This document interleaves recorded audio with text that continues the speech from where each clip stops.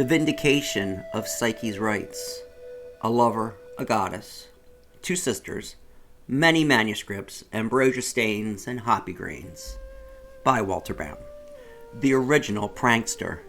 The divine salon of Aphrodite was never a place of subtlety.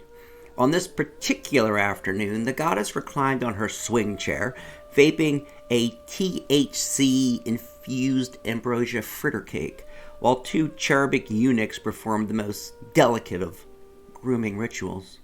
Their whispered gossip drifted like incense into the labyrinth of Aphrodite's conch, or ear. "Have you heard the tales?" one cherub murmured, "about the one so beautifully shaped?"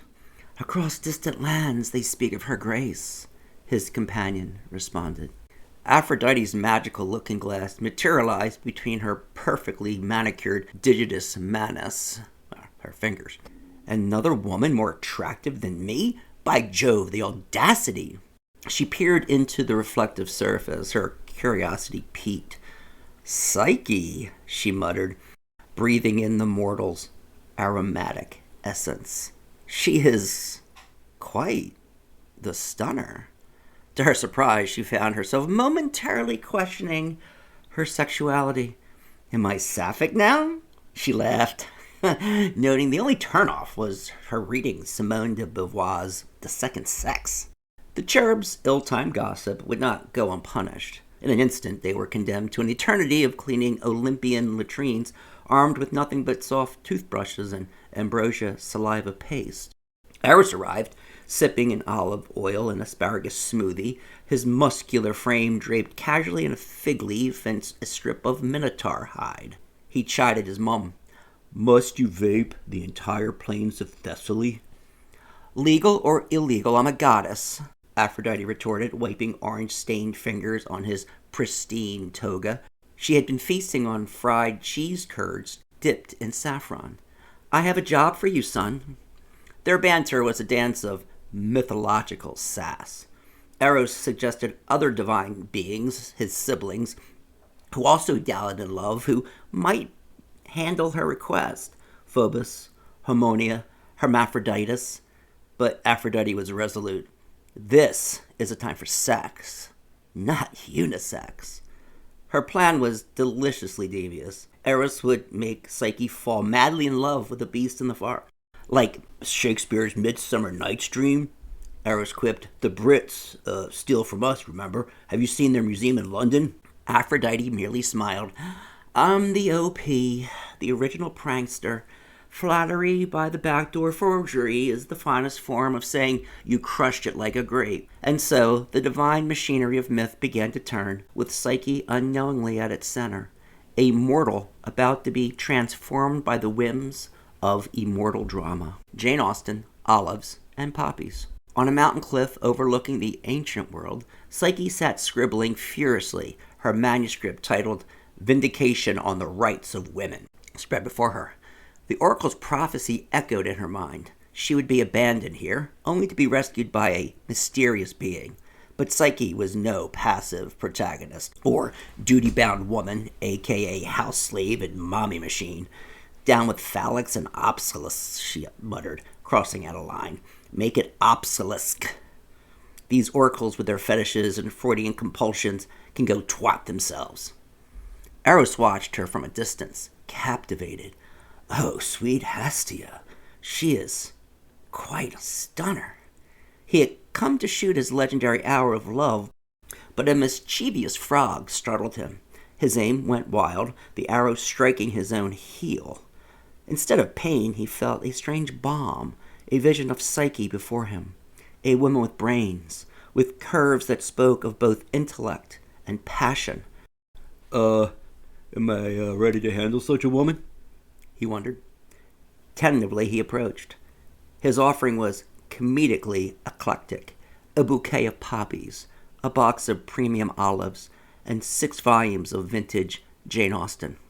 The moonlight played hide-and-seek with passing nymphs, casting an ethereal glow on the scene. Psyche had been planning her escape. A member of PETA, people who eat tasty animals, she had contemplated faking her death with remarkable specificity.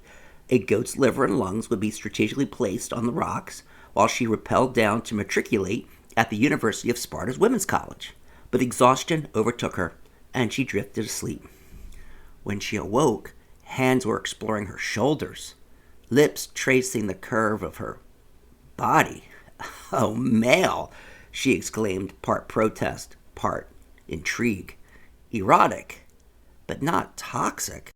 Drawing from her martial arts training, she quickly gained the upper hand, straddling her mischievous, mysterious lover. "A lovely arm," she observed, admiring his muscular physique. "Oh, fire of Prometheus, hot, smooth, tender, and succulent." Eros was equally enthralled. Finally a woman of resistance, of otherworldly mind and body, with, enticing psychological depths and, paradoxes." Their banter was a dance of wit and desire. He swore he would love her even if her face resembled a donkey's rear and her body matched the Minotaur's.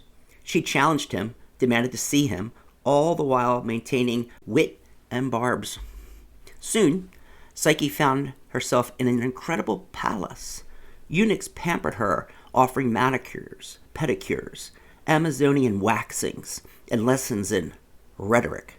Her days were filled with writing, her nights with passionate encounters. "Oh, rowing on Olympus, might I moor tonight in thee?" She was living a life her traditional parents would never have imagined, independent, creative, and fully attuned to her lady parts. Days turned to weeks, then months. She would dictate her prose while floating on a lazy river, eunuchs taking notes on rose-scented lambskins. Her mysterious lover appeared nightly, their connection deepening, as well as her burgeoning journal of her moonlit interludes at high altitudes. But something tugged at her heart.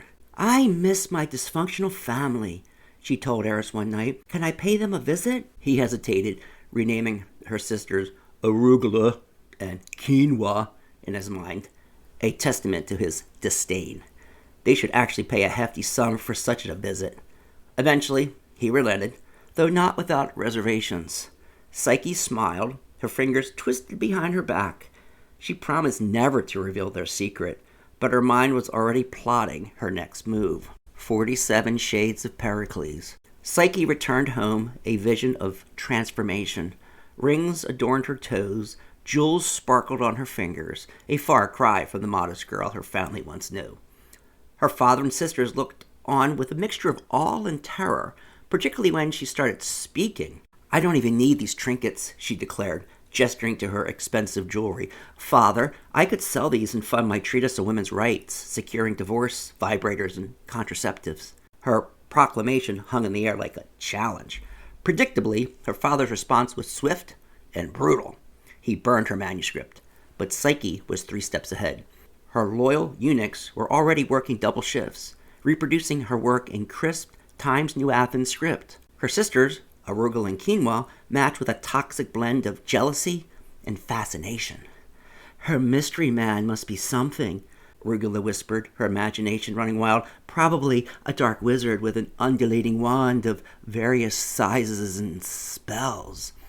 Quinoa chimed in, having clearly read too many questionable historical romances. "Or creepier, straight out of 47 Shades of Pericles, you know the type." Psyche rolled her eyes. "Seriously? How could any man respect women like you two?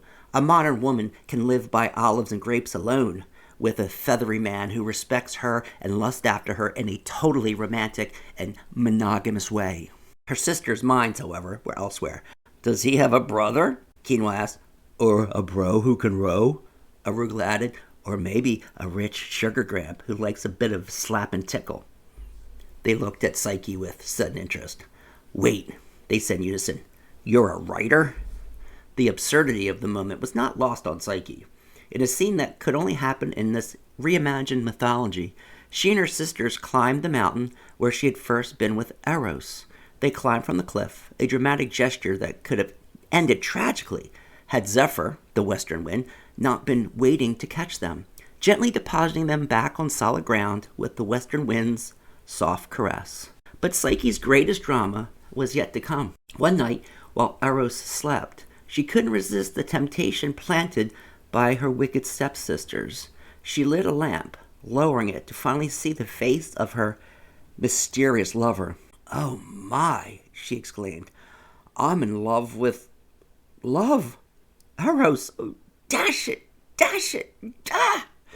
In true Greek fashion, she responded to this revelation by smashing dishes, mixing a drink, and then returning to accidentally spill hot ambrosia on her now awakened lover. "Psyche!" Eros cried. "E too, Psyche? So falls Eros. So falls you too, man." He flew off, weeping what can only be described as the most dramatic emo tears, singing about dying together in a double-decker chariot crash. Psyche was left alone, stripped of her palace, her ambrosia, her Clarks. She wanted nothing more than to disappear into some metaphorical Harrods of Athens bag. But this was not the end of her story, merely an intermission. Machinery of myth and hops. Heartbreak, Psyche discovered, was an excellent writing companion. Just as she was contemplating a dramatic narrative arc, wouldn't a tragic story boost her publicity? Pan appeared, playing either a flute, a lute, or a lyre. She never knew which one was the same. The details seemed somewhat negotiable.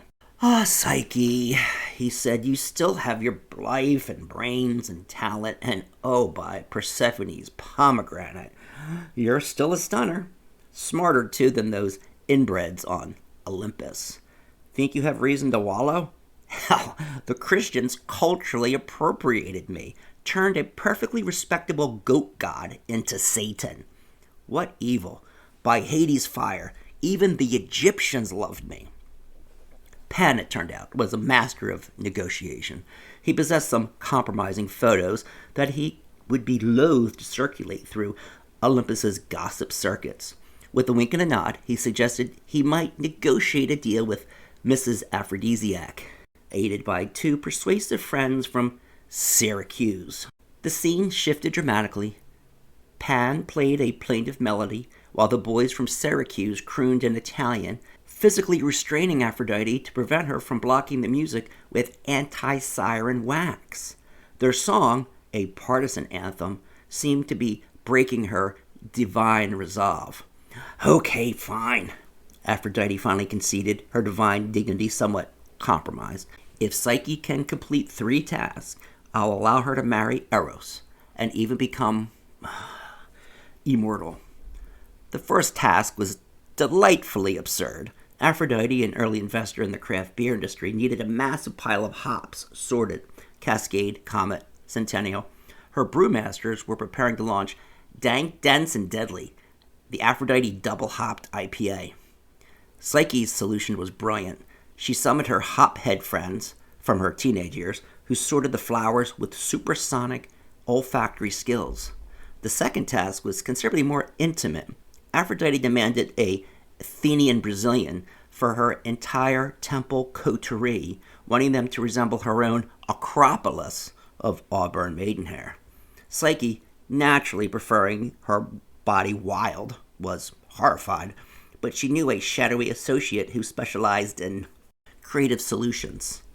He provided vials of hair-dissolving potions and sculpting molds, asking no payment. Psyche had done him a few solids in the past. The final task was truly Herculean. Aphrodite wanted water from the underworld, specifically from the river Styx, for her brewers. Psyche consulted 2 AIs. The first, Claude, was frustratingly principled, refusing to recommend divine water manipulation. The second, Jason, provided a more diplomatic solution involving Hermes, Zeus's eagle, and a complex negotiation with Hades involving a 1.7% profit share.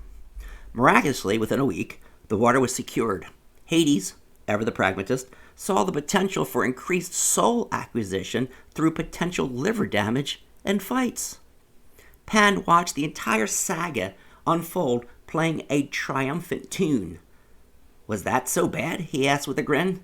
"Venus de Gallo." Psyche had survived. More importantly, she had a story to write. the Olympian publishing house. Aphrodite was not one to be satisfied with mere completion. Having declared 3 tasks complete, she promptly invented a 4th, because why stop at success? Travel to the underworld, she instructed Psyche, and discover Persephone's secret contraceptive method. The motivation was part entrepreneurial, part revolutionary. A contraceptive that prevented pregnancy, enhanced desire, and stopped sexually transmitted diseases. Huh? That was more than a medical breakthrough. It was a potential feminist manifesto. Think of the profits, Aphrodite exclaimed. Think of the freedom, Psyche countered. With charismatic determination, Psyche navigated the dark passages to the underworld. She rowed herself across the river Styx, giving Charon a much-needed rest, and even giving him a sample of her hair removal potion for what he cannily called his matted back patches. Persephone greeted her, a stunning figure draped in black, seated on a throne of skulls, looking like Haute Couture had a midnight rendezvous with Gothic elegance. She was intrigued. Anything that might annoy Aphrodite was worth considering. From her designer's snakeskin purse, Aphrodite produced an orange prescription bottle, a collaboration between Aesculapius and Hecate. The instructions were precise. Take 1 pill before and after sexual congress with the miraculous ability to work both forward and backward in time. Aphrodite was stunned. Psyche had not only completed 4 seemingly impossible tasks, but had essentially fast-forwarded women's rights by 4 millennia. The golden apples of the Hesperides seemed like cheap costume jewelry in comparison. Let's celebrate with my flagship double IPA, Aphrodite declared. The aftermath was nothing short of revolutionary. Eros established the Olympian publishing house dedicated to women writers. The goddesses formed the Women Network, forcibly retiring Zeus for his numerous transgressions. Child support and moral accountability became divine law. Psyche's sisters, Arugula and Quinoa, defied their mythological fate. Instead of plummeting to their deaths, they founded Sisters, sisterhood, initiatives supporting training, education, and resources for success. Their mission statement, a defiant from those who fell to those who will rise. During a ceremonial gathering on Mount Olympus, Hera transformed Psyche into a goddess. There was, however, one delightful caveat.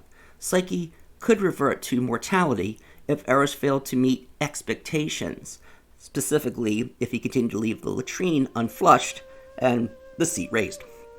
The cherubs, still condemned to eternal latrine duty, watched with a mixture of hope and resignation. As Pan played a sultry hymn reminiscent of Chet Faker, along with Orpheus, present with Hymen for the ceremony, Psyche leaped onto the back of Eros, riding him like a centaur, a final triumphant gesture in their extraordinary tale. Myth, it seemed, was no match for a woman's determination.